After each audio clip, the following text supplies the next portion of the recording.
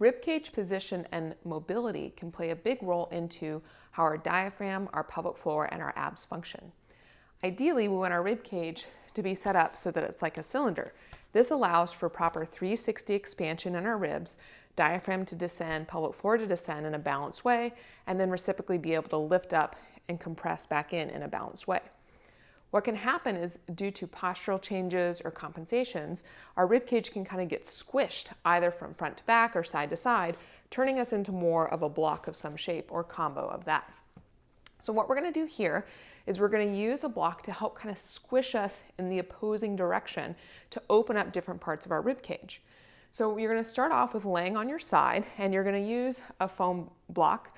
If you have osteoporosis, you definitely want to get cleared by your doctor for any of this mobilization work and kind of ease into it once you do get cleared, using more of a towel rolled up tightly.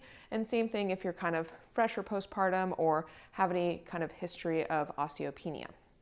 But what we're going to do is we're going to lay on our right side, and you're going to have the block kind of at bra line height. So this is the bottom of my ribs right here. We're going right just above that. So not too high and not down low with it, because we're trying to move those ribs. Then we're going to lay down on our right side. I'm going to have a foam roller in between my knees or a pillow, just so that my pelvis can feel relaxed and supported. And we'll talk about how you can add a little extra nod towards that to help with your ab function. So as I'm laying here, I'm relaxing down onto my arm as I can. You can use a pillow here if you need to, but ideally getting that extra kind of pressure in without having the pillow is more optimal. We're going to be in a little bit of a tucked position with it, so you're forming a little bit of a C. And then with your top arm, you're going to reach forward like someone's pulling the tip of your shoulder blade forward a little bit. If you already sit with your shoulders pretty far forward, you can think more of that you're just trying to kind of maintain that position versus really extend far forward. You're going to be here. You're going to inhale through your nose, thinking about breathing into your back, into your armpit, and into that block here.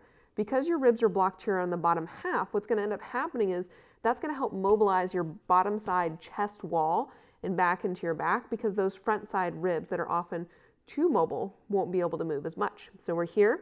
You're going to inhale through that nose, and then you're going to exhale.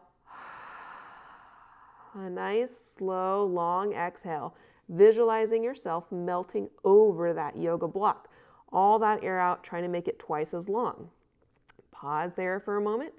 Inhale again, breathing back to the wall behind you, between your shoulder blades, into your back, into that left armpit, down into the yoga block. And then exhale. A little more, sinking into it a little bit more. Visualizing how that yoga block is helping to assist those ribs to come around and in.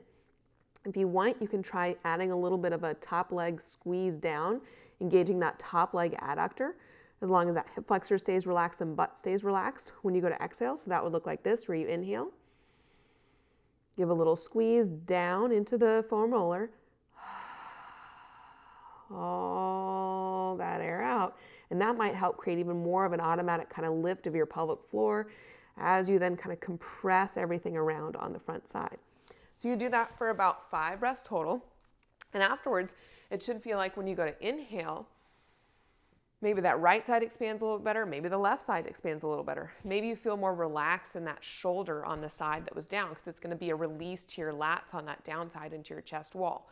But the other part of it too is that you should be able to afterwards kind of get a better ab engagement and be able to get those ribs to come down and in without working so hard and crunching, but work those little muscles that are called intercostal muscles in between your ribs to help those ribs naturally or automatically kind of knit around and in. One last point to touch on is just to give you the visual here is as I reach forward, you can see the tip of my shoulder blade coming forward. I'm not dropping my chest down, but I'm keeping it here. I'm reaching forward. I'm thinking about that breath going back here, back here, back here, and then maintaining that as you then exhale all that air out, everything compresses. This arm stays in that exact position. It doesn't go up or down or forward or back, but just kind of maintains to give you that nice stretch from the inside out. So hopefully you can give that a shot. Do it on one side, do it on the other side. You might need it on both sides. You might only need it on one side. But hopefully it's just a movement to help kind of knock some rust off of that area, get the system moving a little bit better to help your abs, your diaphragm, your pelvic floor, and your shoulders just function a little bit better.